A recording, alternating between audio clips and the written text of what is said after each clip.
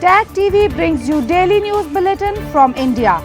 Breaking news and views from India.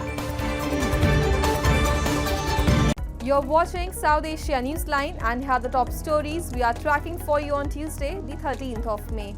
PM Modi calls Operation Sindoor as new normal, makes surprise visit to S-400 base. Awami League barred from contesting elections in Bangladesh. And Sri Lankans celebrate Vesak Day with dazzling lights and lavish feast.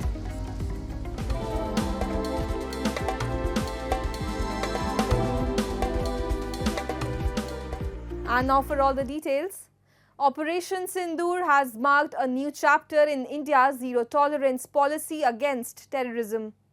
Prime Minister Narendra Modi, addressing the nation on Monday, called it a new normal in dealing with Pakistan, vowing to strike decisively at terror hideouts. On Tuesday, he made a surprise visit to Adampur Air Base, underscoring India's military resolve. We have a report. As India achieved a decisive victory in its military action under Operation Sindoor, Prime Minister Narendra Modi on Tuesday, in a surprise visit, arrived at Forward Air Base Adampur, which houses S-400 air defence system used in India's military action. Reports suggest Prime Minister Modi was briefed about the actions taken during the days of hostilities against Pakistani forces. Earlier on Monday, the Indian Prime Minister, in a televised address to the nation, had called the Operation Sindoor a new normal with Pakistan as he warned Islamabad to get rid of its terrorist infrastructure if it wants to be saved. He said the April 22nd Pahalgam terror attack had shocked the entire nation, following which Indian forces were given full freedom to wipe out terrorists at time of their choosing. Talking about Operation Sindoor, PM Modi said Indian strikes destroyed the universities of terrorism, neutralizing more than 100 terrorists who have long evaded justice. Taking dig at Pakistan, he said instead of supporting New Delhi's fight against terrorism, Islamabad chose to retaliate, only to suffer losses they have never imagined across Pakistani air bases in the Indian action. Highlighting India's policy towards terrorism, Prime Minister said India will respond decisively to any terrorist attack on its terms, adding that no distinction will be made between governments sponsoring terrorism and terrorist masterminds. PM Modi said India will not tolerate nuclear blackmails from its adversary, striking precisely at terrorist hideouts. Dismissing any third-party involvement in truce between India and Pakistan, PM Modi said it was Indian action on Pakistani military installations which led to Pakistan DGMO seeking a truce. Taking a veiled dig at US President Donald Trump for mediation, Prime Minister said talks will only happen with Pakistan on its illegal occupation of POJK. Operation Sindoor ने आतंक के खिलाफ लड़ाई में एक नई लकीर खींच दी है, एक नया पैमाना, न्यू नॉर्मल तय कर दिया है। पहला, भारत पर आतंकी हमला हुआ तो मुंह तोड़ जवाब दिया जाएगा। हम अपने तरीके से, अपनी शर्तों पर जवाब देकर रहेंगे।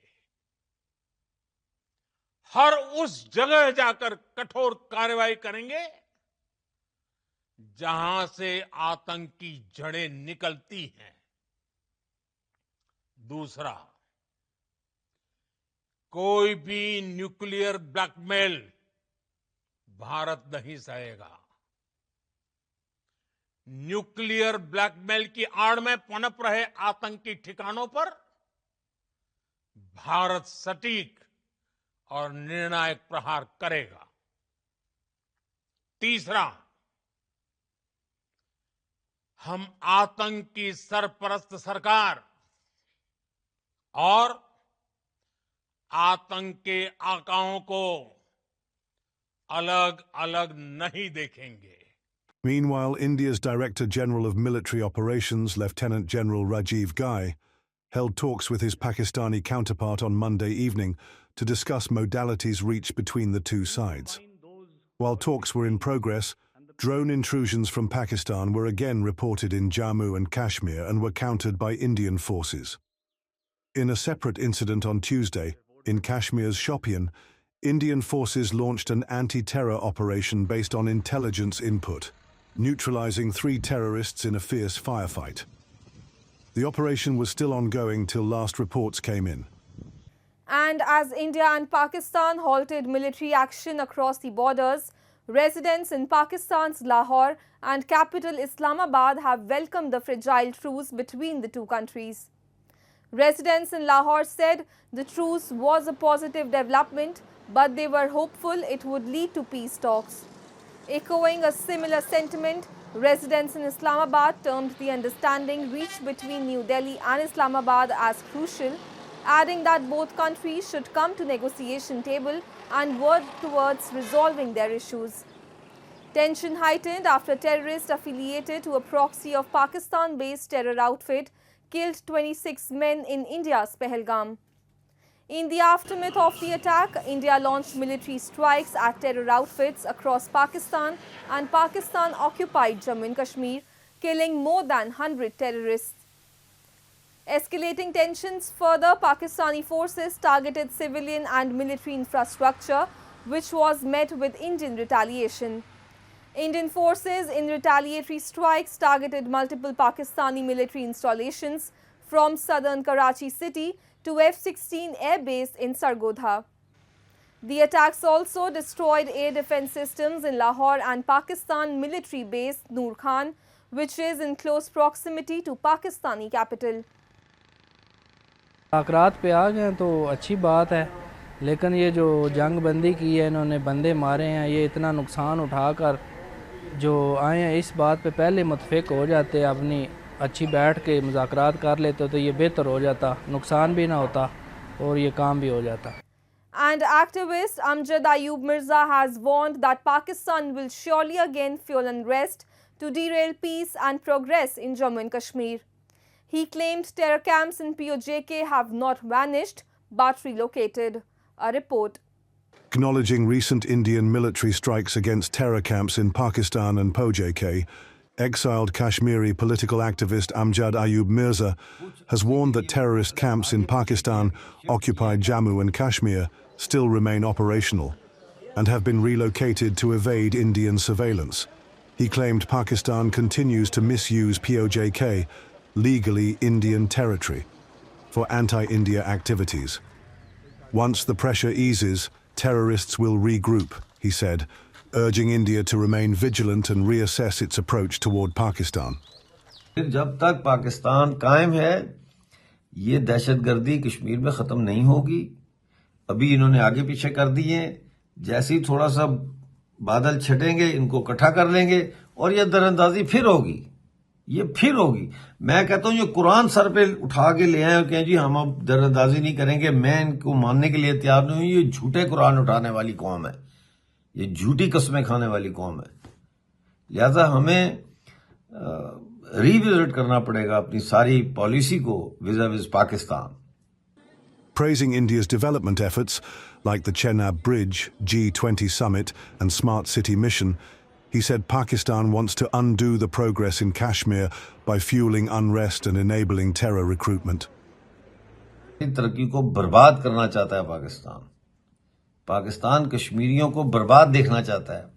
पाकिस्तान वही चाहता है कि हड़ताल कैलेंडर चले ताकि कश्मीरी कमाई ना कर सके, अपना रोजगार ना कमा सके, भूखा रहे, ताकि उसके लिए एक ग्राउंड तैयार रहे हर वक्त जहादियों को रिक्रूट करने के लिए. और इल्जाम इंडिया पे लगाएं कि जी देखो इंडिया की वजह से यहाँ हड़ताल हो रही है, इंडिया की वजह से ये हो रहा है. हालांकि सब कुछ पाकिस्तान की वजह से हो रहा है. Mirza urged a full rethink of India's Pakistan policy and said until POJK and Gilgit-Baltistan are not integrated into India, the menace of terrorism will persist. Moving on, the Trump administration's decision to end temporary protected status for approximately 11,000 Afghan nationals in the US has sparked widespread criticism from refugee advocates.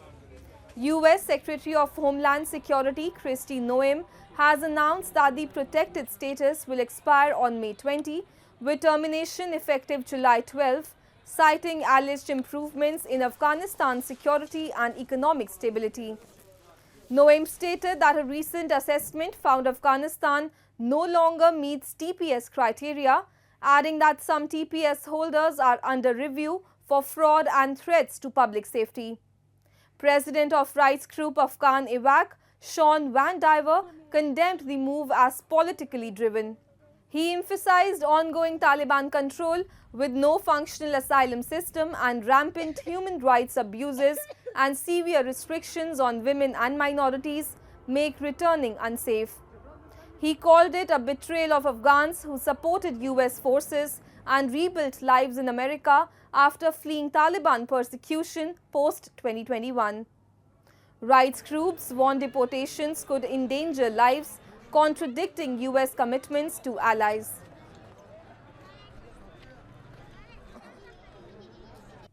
And Bangladesh Election Commission has suspended the registration of the ousted PM Sheikh Hasina's Awami League, barring the country's longest ruling party from contesting future elections. The move follows a ban by the interim government of Nobel laureate Muhammad Yunus on all Awami League activities under the Anti-Terrorism Act, citing national security threats and an ongoing war crimes investigation against top party leaders over the deaths of hundreds of protesters.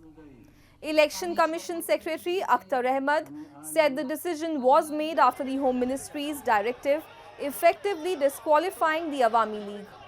Sheikh Hasina, the ousted Prime Minister, credited with economic growth but accused of authoritarianism and human rights abuses, fled to India in August 2024 after violent protests.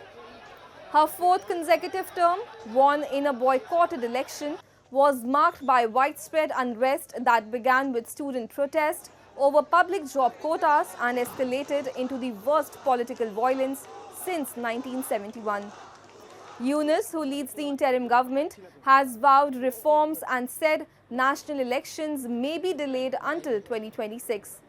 While Khalida Zia's BNP demands early polls, the student-led National Citizen Party insists elections follow structural reforms. Founded in 1949 and hailed for leading the 1971 Liberation War, the Awami League now faces its most serious political crisis in decades.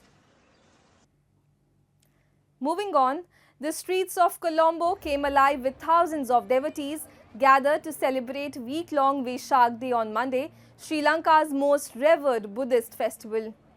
The festival commemorates the three pivotal movements in the life of Buddha: his birth, enlightenment, and death. Colombo's streets and temples erupted in a kaleidoscope of colors with towering pandals illustrating Buddha's teachings, lanterns aglow, and twinkling lights that transformed the city into a dazzling spectacle. Devotees were also seen lighting oil lamps at temples, symbolizing the Buddha's enlightenment and spreading light and wisdom.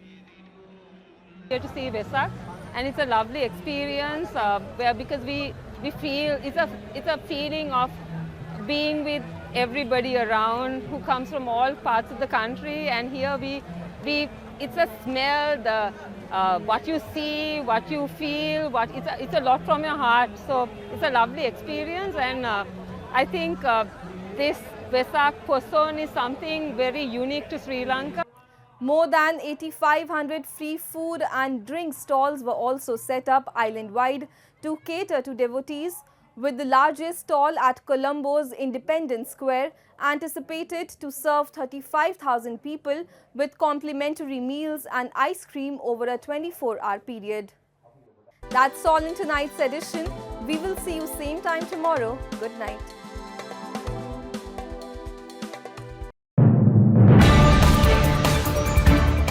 Tag TV brings you daily news bulletin from India. Breaking news and views from India.